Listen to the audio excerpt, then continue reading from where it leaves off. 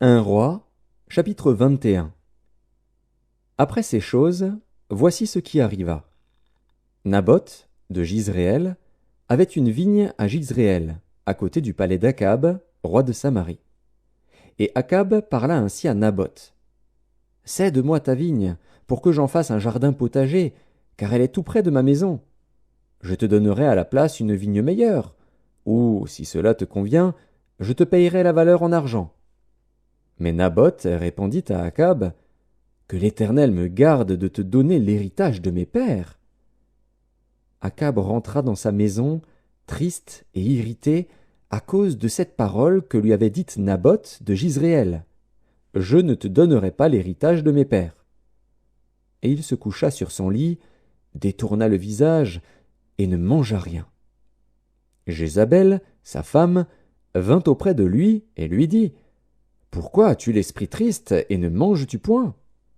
Il lui répondit, « J'ai parlé à Naboth de Jizréel, et je lui ai dit, « Cède-moi ta vigne pour de l'argent, ou si tu veux, je te donnerai une autre vigne à la place. » Mais il a dit, « Je ne te donnerai pas ma vigne. » Alors Jézabel, sa femme, lui dit, « Est-ce bien toi maintenant qui exerces la souveraineté sur Israël? Lève-toi, prends de la nourriture, et que ton cœur se réjouisse.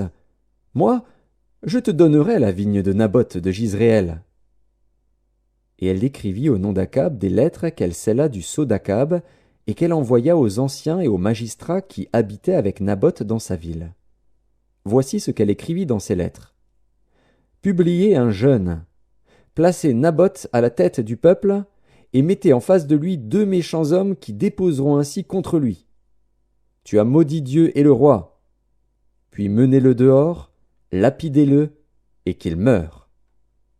Les gens de la ville de Naboth, les anciens et les magistrats qui habitaient dans la ville, agirent comme Jézabel le leur avait fait dire, d'après ce qui était écrit dans les lettres qu'elle leur avait envoyées. Ils publièrent un jeûne, et ils placèrent Naboth à la tête du peuple. Les 2 méchants hommes vinrent se mettre en face de lui, et ces méchants hommes déposèrent ainsi devant le peuple contre Naboth. Naboth a maudit Dieu et le roi. Puis ils le menèrent hors de la ville, ils le lapidèrent, et il mourut. Et ils envoyèrent dire à Jézabel, « Naboth a été lapidé, et il est mort. » Lorsque Jézabel apprit que Naboth avait été lapidé et qu'il était mort, elle dit à Akab, « Lève-toi, prends possession de la vigne de Naboth de Jizréel, qui a refusé de te la céder pour de l'argent, car Naboth n'est plus en vie, il est mort. » Akab, entendant que Naboth était mort, se leva pour descendre à la vigne de Naboth de Jizréel, afin d'en prendre possession. Alors la parole de l'Éternel fut adressée à Élie, le Tishbite, en ces mots. « Lève-toi, descends au-devant d'Akab, roi d'Israël à Samarie. Le voilà dans la vigne de Naboth, où il est descendu pour en prendre possession. Tu lui diras, « Ainsi parle l'Éternel. N'es-tu pas un assassin et un voleur ?» Et tu lui diras, « Ainsi parle l'Éternel. Au lieu même où les chiens ont léché le sang de Naboth, les chiens lécheront aussi ton propre sang. » Akab dit à Élie, « M'as-tu trouvé, mon ennemi ?»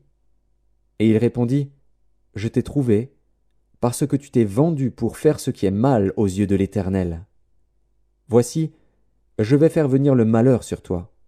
Je te balayerai, j'exterminerai quiconque appartient à Akab, celui qui est esclave et celui qui est libre en Israël, et je rendrai ta maison semblable à la maison de Jéroboam, fils de Nébat, et à la maison de Baécha, fils d'Akija, parce que tu m'as irrité et que tu as fait pécher Israël. » L'Éternel parle aussi sur Jézabel, et il dit, « Les chiens mangeront Jézabel près du rempart de Jizréel.